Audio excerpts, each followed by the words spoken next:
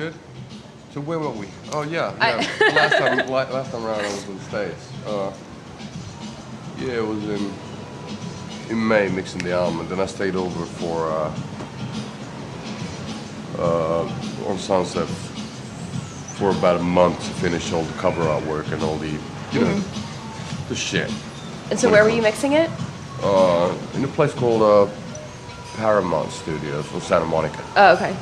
So we did it there. Tim Palmer, the producer, mixed it, and had a few listening sessions there, and then a few weeks off, and I was just enjoying the sun and spending all my money at the the Virgin store there, just buying a lot of books and stuff you can't get so easily from Finland. Mm-hmm. Like what?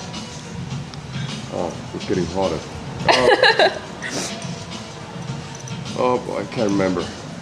I really can't remember because I buy loads of shit always, books mainly. So now on this tour, we've been here for 2 weeks. I've spent maybe $1,500 in books. When do you get a chance to actually go to the bookstore?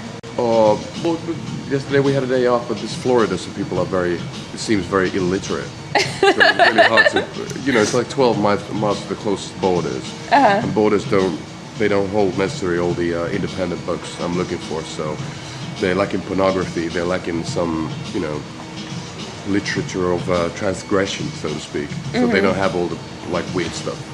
So what kind of authors are you reading right now? Oh, but for the first time I got introduced to a fellow called Craig Clevenger, who wrote the Contortionist Handbook and something else, He's pretty good. But then I got into a French guy called Georges Bataille. Oh, sure. Yeah. The Story of the Eye. The Story of the Eye and stuff like that. So, but I'm just waiting to be able to have a day off in like in Boston or something where they have really good bookshops to get all the weird stuff going on. Did you do any of the European festivals this year?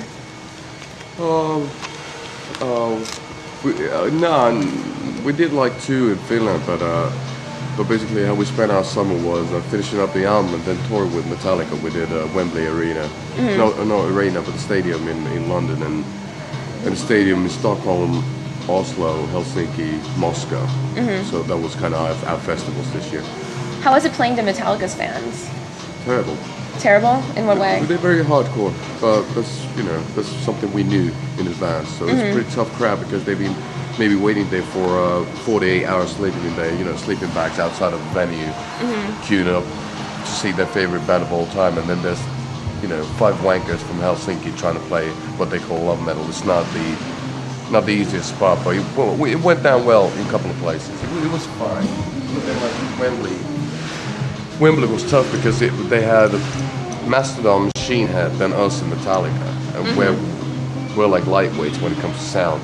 So you were sandwiched in the middle of that lineup? It was kind of, I don't know, I appreciated the invite, and everything went down really well. All the, it was well organized and everything worked out, but it was a tough crowd. But then at the end of the day, remember if you're playing a stadium in front of let's say 60,000 people, what you're going to get is basically the reaction of the first couple of rows, and those are the hardcore fans who just want to see Metallica and nothing else. So, no, it was fine. So how did you get set up with the Project Revolution tour? I don't know. You don't know? Have you played with Linkin Park before? Did you have any kind of connection with them? We were supposed to be touring with Mike Hams back in the day, but it was right before they went really big over here. But no, it's just one of those things, we checked out possibilities of touring over here, and then, surprise, surprise, Linkin Park, Mike Hams, Take It Back Sunday, and us were all on the same label. So that probably had something to do with it. So it makes Warner Brothers, it makes it easier for them to promote the whole thing because they have all the main acts on the main stage are basically theirs. But besides Placebo and Julian Kay. But I don't know who had the idea of getting us involved. But it's pretty good. It's pretty, none of the fans are full-blown mainstream musically. They're a bit left to the senses, so that's fine with us. So you didn't have any reservations about the lineup because it seems really, really varied. Especially Linkin Park doesn't have a Metallica audience, but they have real kind of hetero American audience. I mean, how has it been going playing for such a diverse crowd? It's been fine, I guess. I don't know. We're just halfway through the tour. We're playing in the middle of the day in the sunlight, only for 40 minutes. And especially with this heat, it's hard to say who likes it. and who's just shaking their hands because they want to get some air. Right. And every city's been different. It's been good so far, but it's like I can't wait to get on our own tour. Because then it's our crowd and we play in the club and we get the lighting working and it's our show. And we play an hour and 30 minutes or something. So the mood is a bit different. And also we're having a lot of days off from this tour, so it's kind of weird to play 2 gigs and then be in Florida for a day doing nothing and then playing 2 gigs and the same again. But not complaining. It's just something I haven't been used to. It's new for the whole band. So have you modified your stage show or your song selection to fit that 40-minute format? We're playing 3 new songs and then 6 of the old ones. And most of our songs anyway, they're more than 4 minutes long, so you only have the opportunity of playing 9 songs. So it's just like it's kind of weird. It's hard to get into the mood, and especially with this heat. But I don't know. We're changing set all the time, depending on what feels good and what doesn't. We're switching songs around and kind of like rehearsing for our own tour as well at the same time. What's the biggest difference you've encountered between European festival audiences and American festival audiences? It's the biggest difference. People drink a lot more water and vitamin water here. They're not as drunk and they don't smoke. They seem to be in good health. Not necessarily mental health, but physically. But we don't hang around with people. We don't even have a dressing room most of the gigs, so we're just in our bus. So we don't get the chance to actually hang out with the bands that much, or hang out with people. So is that by choice? Half and half.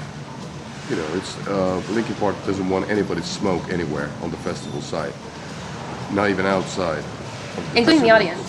I don't fucking know about that. I'm not going to the audience to smoke cigarettes. I'm just saying in the bus because I can smoke there and it's comfy. I got my books there. But that's kind of wanky. What kind of fucking revolution is that? We can't smoke. And, it's very, it's kind of anti-rock and roll, but who cares? Staying in hotels where you can't smoke, it's kind of like, what the fuck? So, what do you do in your downtime then on this tour? Just reading? Read and bathe. But I don't do shit. Just want to go back home.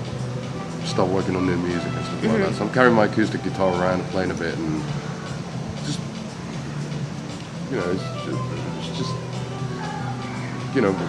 hold on, this whole tour lasts for about 2 months and you're only playing like 60 gigs or something. So which is kind of weird. We're used to playing like 5 gigs in a row and having a day off, which is usually a traveling day. So you spend your time more wisely. I do understand that the organization is bigger and they got bazillions of trucks to unload their gear onto the stage and stuff like that. So I understand the days off in between, but still it's kind of like I'm feeling antsy in my panties. It's just like.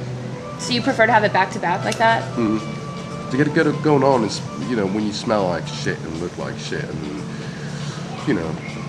that's I guess called rock and roll. Where it's more like bikers in the rape and pillaging and looting type of thing.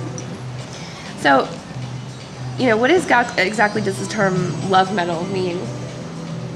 That's the term that's used to describe your music, but I wanted to know if you could explain that simply.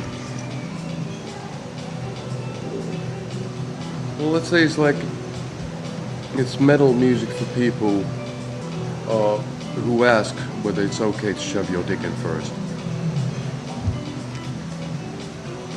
So it's very gentlemanly metal. Because most of hard rock is considered or used to be very misogynist and very barbaric. We tend to be a bit more literate. And we understand that no doesn't mean no. Do you find that an oxymoron at all to be playing so-called, this sort of more sensitive hard rock? Was that never a question to you? Well, it's all about safe words, isn't it? You can be sensitive and hard at the same time. So, you said you can't wait to go home. Are you going back directly after this tour? Yeah, for a few days, but it's, then we got to start working because the album Venus is coming out next month, which means that we'll probably play something promotional gig somewhere in Europe and the UK, but it's still all up in the air. You know, I don't know. I don't know what's gonna happen, but I just want to have some time off. You know, I still haven't had the time to fucking unpack my my boxes back at my home where I moved more than a year ago. So it'd be nice to like have a bit of time off. How often do you get to go back there? How much time do you get to spend at home? Well, since we started mixing the album in May, I've been home for 4 days, I guess. So not a lot. But usually we have more time when we start working now, because usually we do the pre-production and the rehearsals back in Finland. So, but that's a new album coming out, so everything might change. You never know. If it's going to be a success, that means a lot of work. If it's not going to be a success, that means even more work. So anyway, we're going to be fucked. Is major success in the United States important to you at all? No, yeah, sure, it is. Success in general, of course it is. It's necessary for us to survive. If we wouldn't be successful at all, we'd have to have day jobs which would take away from us the possibility of working on our songs. So yeah, sure. The more fame the better, because then you have more time of working in your own stuff. But I don't necessarily mean that we have to be like Michael Jackson famous. Not that big, but we'll see. It'd be nice. Last time around we toured so much in the States that we forgot most of Europe. So this time around we're trying to make up for that and do a bit more gigs in like Eastern Europe and stuff like that. Go back to like Czechoslovakia and Poland and be great places we haven't seen in ages. But how sweet my soul is in desire, and the tears will flow.